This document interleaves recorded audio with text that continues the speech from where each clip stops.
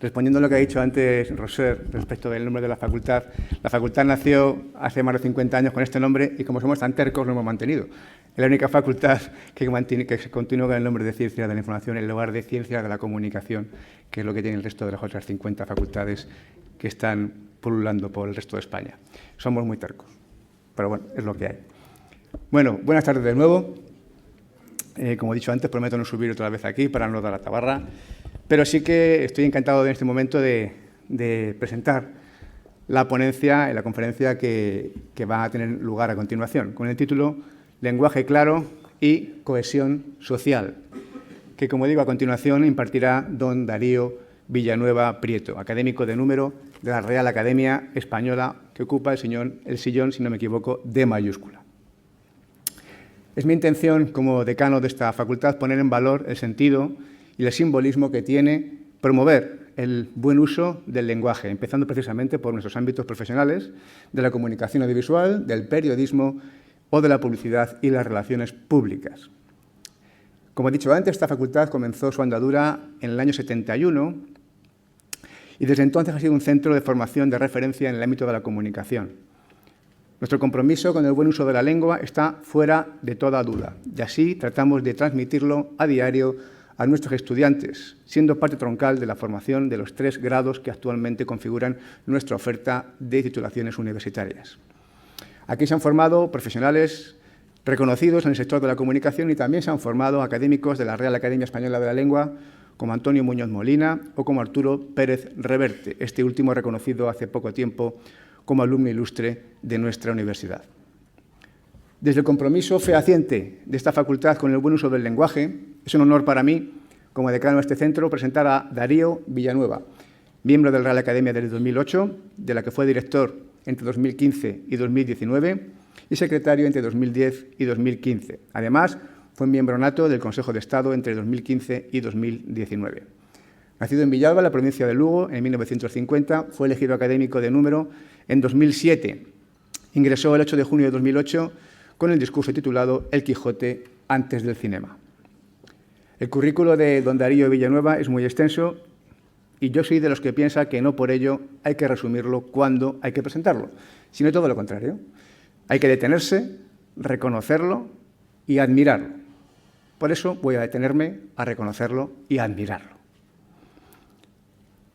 Licenciado en Filología Románica por la Universidad de Santiago de Compostela y doctor en Filología Hispánica por la Universidad Autónoma de Madrid, es catedrático de Teoría de la Literatura y de Literatura Comparada de la Universidad de Santiago, de cuya Facultad de Filología fue decano entre el 87 y 1990. En junio del 94 fue elegido rector de su universidad y reelegido en mayo de 1998. Desde octubre de 2020 es profesor emérito de la Universidad de Santiago de Compostela. Además, es correspondiente de la Academia Argentina de Letras desde 2002, de la Academia Nacional de Letras de Uruguay desde 2015, de la Academia Cubana de Lengua desde 2016, de la Academia Hondureña de la Lengua 2018, de la Academia Norteamericana de la Lengua Española 2018 y de la Academia Ecuato-Guineana de la Lengua Española desde 2019. Es académico honorario de la Academia Colombiana de la Lengua y académico correspondiente estero de la Academia de la Crusca de Florencia. Lo he dicho bien, creo. Desde 2016. Además, es doctor honoris causa por 14 universidades de Argentina, de China, Estados Unidos, de Perú, del Reino Unido, de Suecia, de Nicaragua, de Ecuador, de España y de Honduras, así como profesor honorario de universidades de la República Dominicana y de Argentina. Ha sido profesor visitante o conferenciante en universidades de Alemania, Argentina, Australia, Bélgica, Canadá, China, Colombia, Corea del Sur, Costa Rica, Cuba, Ecuador, Egipto, Estados Unidos y un sinfín de países. Ha publicado en español y en inglés más de 300 artículos sobre teoría, crítica y literatura comparada en revistas españolas y extranjeras. Es presidente de honor de la Sociedad Española de Literatura General y Comparada y presidió la Asociación Española de Teoría de la Literatura. Miembro de la Asociación Internacional de Hispanistas, de la Sociedad Española de Semiótica, de la 20th Century Spanish Association of America y de la International Association of Comparative Literature, de la que fue miembro de su junta ejecutiva. Entre sus numerosos libros figuran Trayectoria de la novela hispanoamericana actual, escrito en colaboración con Viña Liste en el 98, o Teorías del realismo literario, finalista del Premio Nacional de Ensayo de 1993. En representación de la RAE, Darío Villanueva recibió en 2015 la Medalla de Oro de la Ciudad de Madrid, concedida a la Academia por el Ayuntamiento de la capital de España. El diario La Voz de Galicia le concedió el premio Fernández Latorre, en reconocimiento a su trayectoria académica e intelectual y a su labor como director de la Real Academia Española. El 15 de diciembre de 2015 fue distinguido con el premio El Ojo Crítico Especial, concedido por Radio Nacional de España. En enero de 2022 fue galardonado con el premio Francisco Umbral, que concede la Fundación Francisco Umbral por su ensayo Morderse la lengua, corrección política y posverdad. A esta gran cantidad de reconocimientos hay que unir otros muchos, como la Medalla del Congreso de los Diputados de España o la Cruz al Mérito Militar con distintivo blanco. Como he dicho antes, había que detenerse porque es merecedor de ello. Es para mí un honor que Darío Villanueva pueda acompañarnos hoy aquí y yo creo que sin duda es un honor para todos que esté aquí presente. Así que sin más preámbulo, le cedo la palabra. Muchas gracias.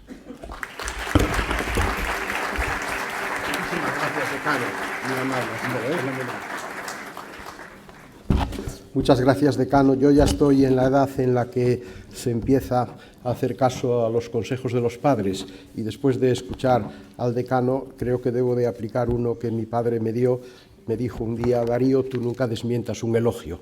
Por esa razón, aunque él ha sido muy generoso en esa enumeración y los comentarios que ha hecho, no voy a añadir nada, sino simplemente gracias. Gracias también. A continuación tendrá lugar la primera mesa redonda, Gestión de la Salud bajo el enfoque One Health. Eso quiere decir que ya me voy. No, hubiese sido la ponencia más sucinta de toda mi trayectoria. Pero bueno, continúo, pues.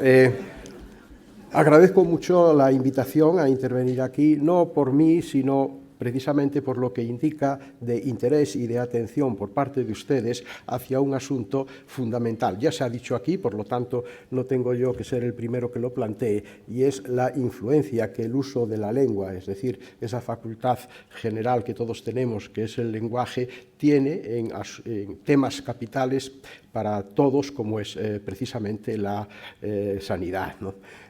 Se ha mencionado que durante 8 años fui rector de una universidad que tiene facultad de medicina, facultad de veterinaria, facultad de farmacia y facultad de psicología. Por lo tanto, tuve una relación muy intensa con todos los sectores implicados en lo que se llama salud, pero realmente sanidad. A eso también nos podremos referir después, ¿no? Fue entonces cuando me di cuenta de la extraordinaria potencialidad que tiene la universidad a través de estos centros capitales para contribuir, para transferir a la sociedad un bien impagable como es el bien del mantenimiento de la salud pública y también del bienestar individual. Y, en fin, si tuviera que justificar ante ustedes el por qué vengo a hablar, aparte de mi condición de académico, pues yo les diría que desde hace años pertenezco al patronato de una fundación, la Fundación Renal Íñigo Álvarez de Toledo, que fue pionera en trabajar a favor de la dialización y que ahora está también avanzando en el terreno de la dialización peritoneal como, en fin, un procedimiento alternativo al puramente técnico y maquinístico de la diálisis tradicional. Los organizadores de este congreso, que son escrupulosos y sumamente competentes, me han atribuido en el programa una frase en relación a lo que yo pueda exponerles aquí, con la que estoy totalmente de acuerdo. La voy a leer. Dice: el uso adecuado del lenguaje es la piedra angular de cualquier tipo de comunicación y adquiere especial relevancia en el contexto de las políticas públicas, al ser estas las que proporcionan el marco de actuación que determina nuestra evolución como sociedad y como país. Este buen uso del lenguaje no solo facilita la comunicación y comprensión, sino que también fomenta la confianza de la ciudadanía en sus gobernantes, lo que a su vez contribuye al progreso del conocimiento científico y al funcionamiento eficaz de las instituciones gubernamentales. Totalmente de acuerdo con ello. Por lo tanto, me siento muy satisfecho de poder aportar algo a este intento de que lo que aquí se diga, lo que aquí se habla, lo que aquí se hable y lo que aquí se decida, pues pueda llegar a influir en el Ejecutivo de nuestro país, porque no cabe ninguna duda de que se trata de un asunto fundamental. Hace 2 años conmemoramos el 5º centenario de la muerte de Elio Antonio de Nebrija, que fue quien elaboró una primera gramática de una lengua vulgar en Europa, la gramática de la lengua castellana, en 1492. Y hay una frase del prólogo que él dirige entonces a la reina Isabel que ha sido muy reiterada, muy repetida, pero también tergiversada. Es aquella frase: la lengua siempre fue compañera del imperio. Y por esto a Nebrija se le ha atribuido el papel de ideólogo del imperialismo lingüístico español en América. Pero hay un pequeño problema. Nebrija era muy listo, sin duda alguna, pero no era profeta, y ese prólogo lo fecha en el mes de agosto de 1492. Y Colón llega a América por serendipia, porque él realmente lo que buscaba era Catay y Zipango, llega exactamente en el mes de octubre, el día 12 de octubre. Por lo tanto, ese imperio al que supuestamente se refería Elio Antonio de Nebrija no era en modo alguno el imperio español, que empezaría a construirse a partir de aquel momento, sino que era el imperio romano del que viene, en fin, la lengua que nosotros hablamos, como también el catalán, el gallego, el francés, el rumano, el portugués, el italiano, etcétera, etcétera. Y además la palabra imperio tenía un significado que también es de aplicación a lo que Nebrija escribía, que también creo que es interesante para lo que yo voy a decirles y lo que ya he adelantado, y es que imperio significaba también gobernanza, gobierno. La lengua siempre fue compañera de la gobernanza, del gobierno. De hecho, él en el prólogo, refiriéndose a la reina, dice: aquella en cuya mano y poder no menos está el momento de la lengua que el árbitro de todas nuestras cosas. Es decir, que la lengua está en la mano de quienes gobiernan, y la lengua también es el instrumento para transmitir aquello que la ciencia descubre, aquello que los médicos, los veterinarios y los responsables de la salud pública aplican a los casos que se les presentan, y que también deben de influir en la gobernanza pública.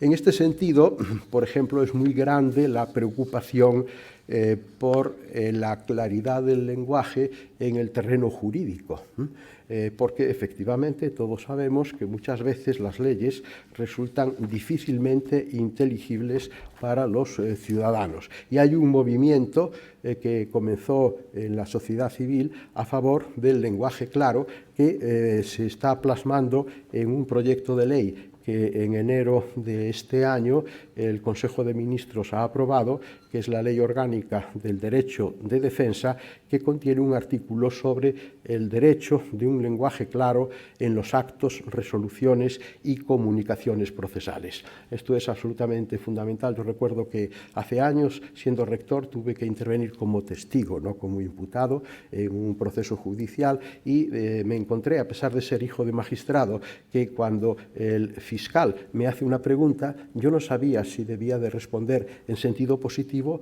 o en sentido negativo, porque la fórmula que utilizaba, no ser más cierto que, yo no sabía después cómo salir del caso, y era un modesto filólogo que se supone que tendría que entender bien lo que el fiscal me decía. En fin, en eso estamos, y en eso es fundamental también lo que ustedes puedan acordar aquí y lo que ustedes también se lleven consigo, aunque estoy completamente seguro de que ya lo traen de sus casas, de sus laboratorios, de sus clínicas o de sus dispensarios, que es un respeto hacia la lengua, comprendiendo que ella es el instrumento fundamental para comunicar a sus destinatarios aquello que ustedes les quieren transmitir.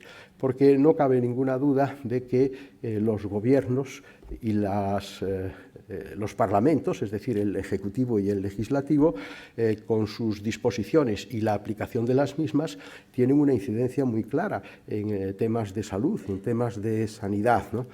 Luego también está lo que yo represento, las academias. De ello hablaré algo hoy, porque supongo que les interesará, ¿no? Existen academias, la hay en Francia, la hay en Italia, la Academia del Portugués está en Brasil, no la hay en Portugal, y las academias tienen como función cuidar la lengua de su respectiva competencia. Bueno, en España además hay un Institut d'Estudis Catalans que tiene una sección de lengua para la catalana, la Real Academia Galega y la Euskaltzaindia, que es la Academia de la Lengua Vasca, ¿no?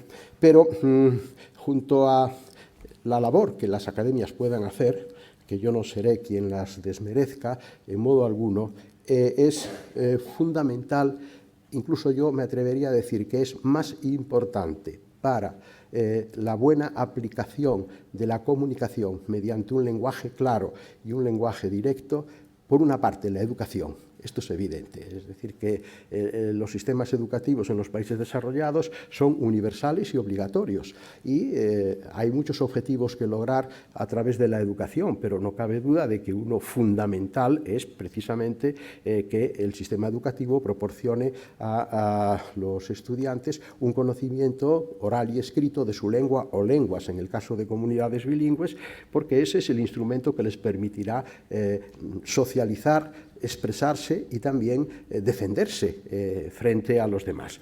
Pero luego también, y esto tiene que ver con el lugar que nos acoge tan generosamente, para mí es vital, incluso más que la labor de las academias. El inglés no tiene academia de la lengua y sin embargo es la lengua que es una lengua preponderante, una lengua franca además que se ha extendido por muchos países. Pero más que las academias incluso, aparte de la educación, que estaría en la base, está la información.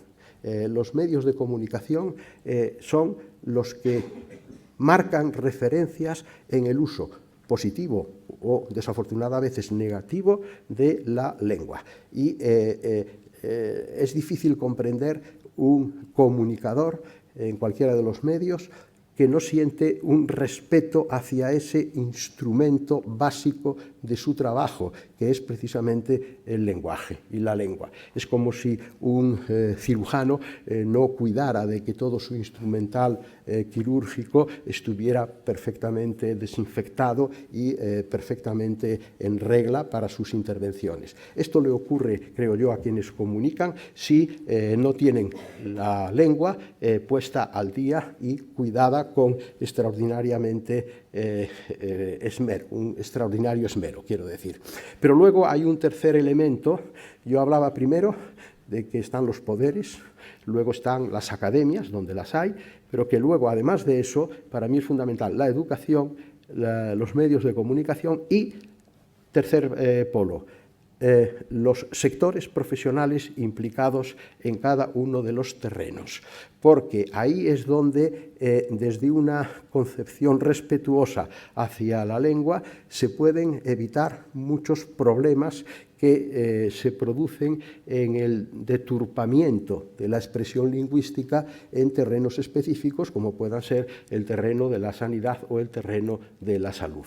¿A qué me estoy refiriendo? Para poner algunos casos concretos. Por ejemplo, Roser Domènech hizo una broma aludiendo a ello, el problema de los extranjerismos, que en este momento especialmente se manifiestan en la presión de los anglicismos sobre nuestro idioma, como en general sobre muchos otros, además del español, ¿no? Ahí cualquier innovación que venga de un país angloparlante viene con la palabra que lo designa y hay que saber reaccionar a ello buscando una equivalencia en la lengua nuestra. O, eso sí, en la academia no somos en este sentido puristas, en fin, irredentos. A veces no, hay que acomodar la palabra inglesa a una prosodia castellana y acaba incluso en el propio diccionario. Después, si tenemos tiempo, lo vamos a ver en pantalla, la palabra stent. La palabra stent está en el diccionario de la lengua española, que elabora la Academia y las Reales Academias Españolas, porque no se encontró y sobre todo no se aplicó en el terreno profesional que utiliza este recurso mecánico-clínico, no se encontró una palabra que pudiera reflejar perfectamente. No hay problema con ello. Para eso, en nuestro diccionario hay lo que se llaman los anglicismos crudos, que son palabras adaptadas sin ninguna modificación en su escritura del inglés y que se imprimen en letra cursiva para que se sepa que son efectivamente estos anglicismos crudos. Por lo tanto, uno de los peligros que hay es esta presión del inglés y el primero que puede reconducir esa presión en un sentido razonable y positivo es el sector profesional implicado, porque es el primero que lo recibe, el primero que lo aplica, el primero que lo discute y que lo transmite. Las academias siempre llegamos tarde a ese momento y a veces se nos achaca esa lentitud que se suele atribuir a nuestra edad provecta generalizada, pero hay algo de razón en esa lentitud de reacciones que solo se puede paliar con la reacción inmediata y directa que el sector profesional, como les decía, pueda efectuar en el momento primero. Luego está también otro asunto en el que no me quiero extender, que es lo que se conoce bajo el rubro general de la corrección política. Estamos viviendo una etapa en la que hay como un neopuritanismo lingüístico que intenta erradicar determinadas palabras porque designan cosas poco agradables o porque alguien que no suele ser en principio una autoridad política o religiosa, como en la censura antigua, ahora es cualquier grupo, cualquier tendencia, cualquier orientación, considera que una palabra es inconveniente y que, por lo tanto, hay que erradicarla. Bueno, esto ocurre también en el terreno de la medicina. Hay un libro estupendo que les recomiendo, seguro que alguno de ustedes lo conoce, de un australiano, Robert Hughes, que se titula La cultura de la queja. Y en él, es un libro de los años 90, pone ya unos primeros casos de esta corrección política, y concretamente hay uno que me hizo mucha gracia. Él vio en una revista forense de Massachusetts una indicación editorial según la cual los forenses en sus trabajos no podían utilizar la palabra cadáver, sino tenían que utilizar la palabra persona no viva. Y él añadió, por lo tanto, si un forense tiene que actuar sobre el cadáver de una persona gruesa, tendrá que definirla como persona no viva de tamaño no estándar. Pero fíjense, esto va más allá. La policía de Manchester publicó también una guía de corrección política lingüística para sus oficiales y para sus agentes. Y allí cadáver tampoco se puede utilizar, pero se sustituye por el eufemismo perifrástico de persona metabólicamente diferente. Bueno, todo esto son, como ven, auténticas ridiculeces, pero que tienen un trasfondo muy preocupante, que yo padecí en mi época de director. No había día en que no me llegara alguna petición, bien de personas o bien de entidades, para que sacara del diccionario determinadas palabras, ¿no? Porque consideraban que eran palabras perniciosas, sobre un supuesto que es totalmente falso. Es ese supuesto de que lo que no se nombra no existe. Y por lo tanto, si quitamos la palabra, el hecho que esa palabra designa desaparece. Qué fácil sería arreglar el mundo así, ¿verdad? A base de quitar todas las palabras que tenemos en mente, pues arreglaríamos las cosas sin duda alguna. Y esto tiene también que ver, en la otra dirección, con considerar que la palabra es la que crea la realidad, cuando es exactamente lo contrario. Primero existe la realidad y luego viene la palabra. Y yo, cuando tengo que defender esta posición, siempre recurro al ejemplo de la medicina y de la salud. ¿Por qué? Porque las enfermedades existen antes de que se les ponga nombre.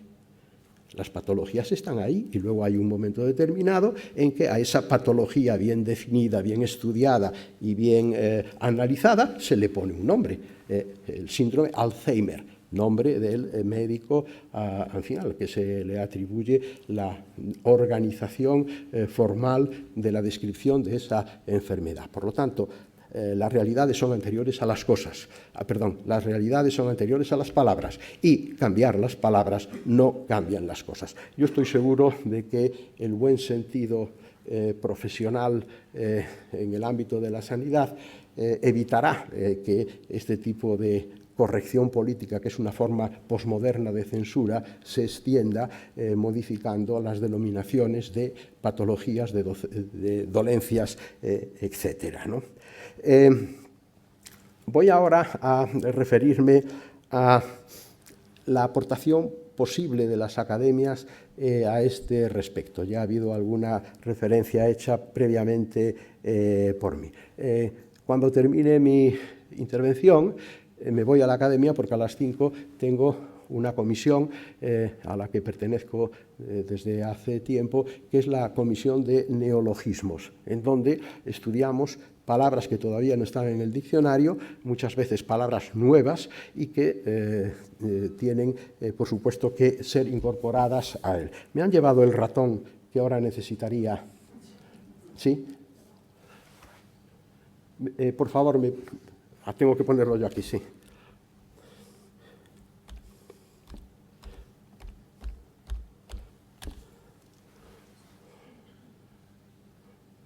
A consultar.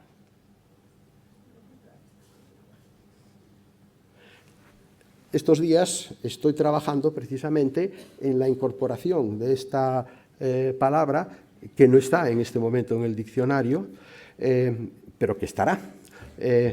Pues ¿por qué? Simplemente porque yo en algunos aeropuertos me he encontrado con un letrero indicador de lavabos para ostomizados.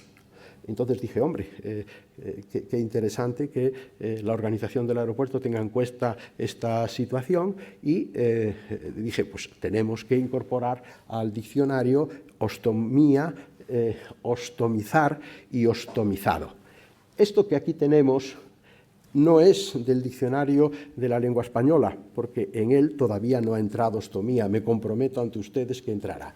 Esto pertenece a una obra que seguro que conocen y que les recomiendo. Es el Diccionario de Términos Médicos de la Real Academia Nacional de Medicina de España.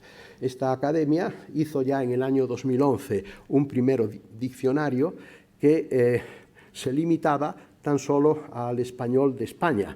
Ahora, desde el año 23, tenemos el Diccionario Panhispánico de Terminología Médica, porque ya recoge las mismas denominaciones que tienen variedades en los distintos países que hablan español. Es un diccionario de unos 70.000 términos o lemas, como nosotros decimos, muy completo porque, como ven, primero se habla de la etimología, el origen de la palabra, luego hay una definición, pero también hay algunos comentarios interesantes. Puede suscitar rechazo por considerarse erróneo desde el punto de vista etimológico, etcétera, etcétera.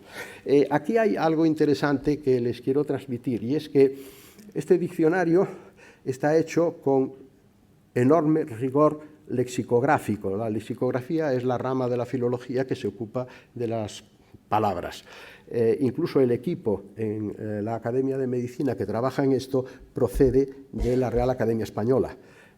Pero lo fundamental en este diccionario es que la elaboración de los contenidos es responsabilidad de profesionales de la medicina, lo cual es absolutamente lógico y natural. Y el resultado es, francamente, creo yo, extraordinario.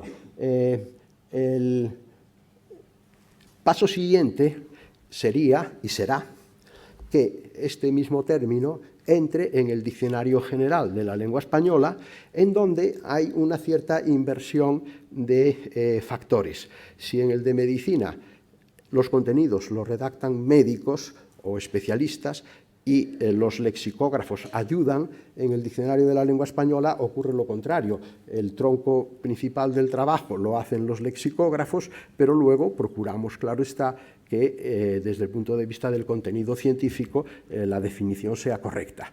Para ello, en este momento contamos, eso sí, ya con la ayuda enorme del Diccionario de Medicina, pero también tenemos siempre, por tradición, en la Real Academia Española, que tiene 46 miembros, siempre hay al menos un médico, para que él pueda dirigir, pueda orientar en una comisión específica de lenguaje científico-técnico todas las cuestiones que tienen que ver precisamente con esto.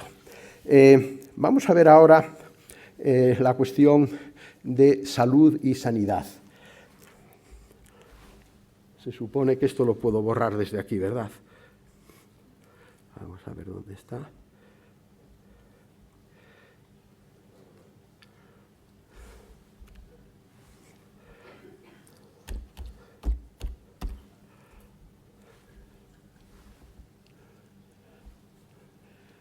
Bien, esta es la entrada correspondiente a salud,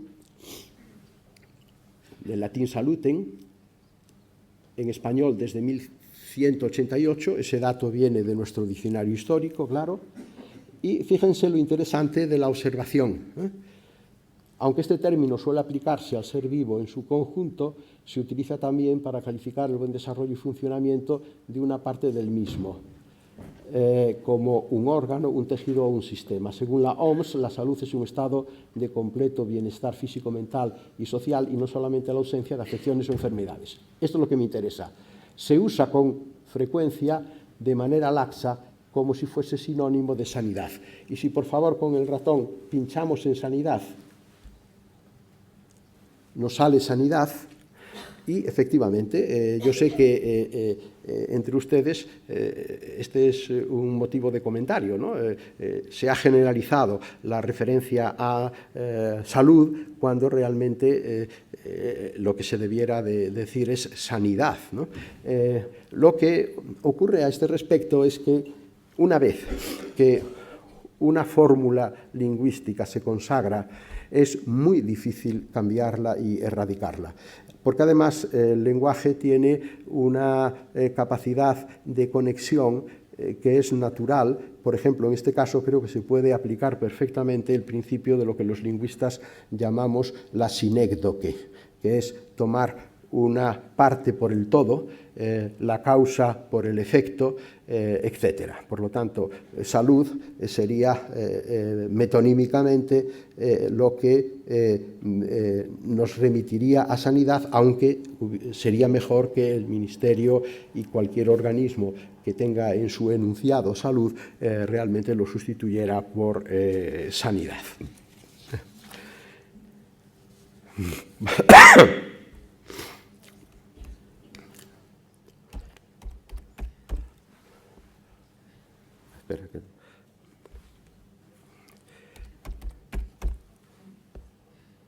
Aquí está el stent y, como les decía, en ese tránsito del diccionario específicamente médico al diccionario general de la lengua española, la palabra stent ya ha accedido, porque precisamente el codirector del diccionario de términos médicos de la Academia de Medicina, uno de sus miembros, Antonio Campos, que ocupa en este momento el sillón que fue de don Santiago Ramón y Cajal y que es histiólogo como él, dice con toda razón que probablemente el tema de conversación entre profanos, entre la ciudadanía en general, más común es el tema relacionado con cuestiones de salud. A lo mejor quizás en este momento el fútbol pueda desplazarlo, pero dejando esto, que son palabras mayores, al parecer, la salud es un tema de conversación continua por parte de todas las personas y además a mí a veces, que procuro tener el ojo muy fijo en la persona y el oído todavía más atento a lo que dicen, me encuentro con que la gente acaba asimilando, a veces con trabucamientos, los propios términos científicos exactos de las dolencias o de las patologías que les aquejan, ¿no? Y en esa comunicación entre personas, al hablar de ellas, pueden utilizar, a veces, eso sí, pues con algunos chistes que ya están en los repertorios humorísticos de confusionismo entre una cosa y otra cosa, ¿no? También sé que para ustedes, y en One Health forma parte del propio emblema, el medio ambiente tiene un papel muy importante. Es clarísimo la conexión del medio ambiente con la salud. Lo que pasa es que medio ambiente es otro de esos casos de expresión manifiestamente mejorable.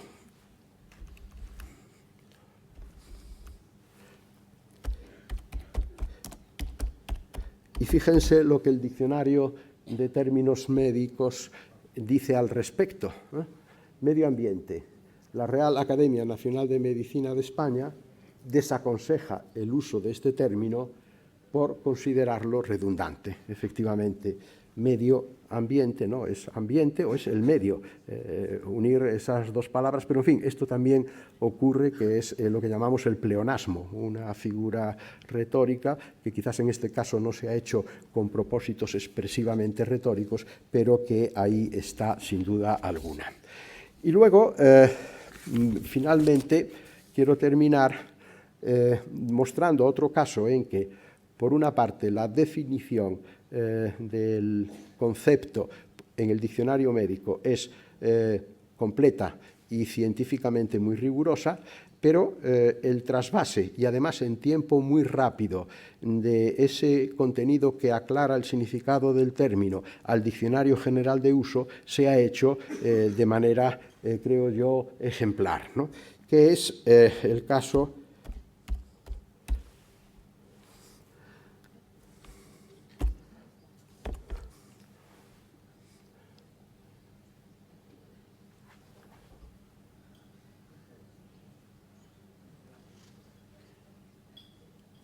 ¿Qué ha pasado aquí? No sale la... Hay una entrada... Está muy arriba. Sí, sí, es que este es el final del artículo y el artículo es muy largo. Si pudiéramos recuperarlo.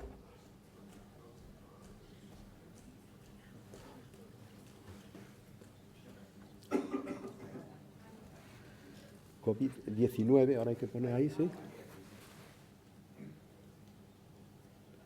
Sí, pero esta es otra, hay la entrada de COVID-19 y luego hay esta que es una entrada reducida, sin la referencia COVID-19, voy a ponerlo.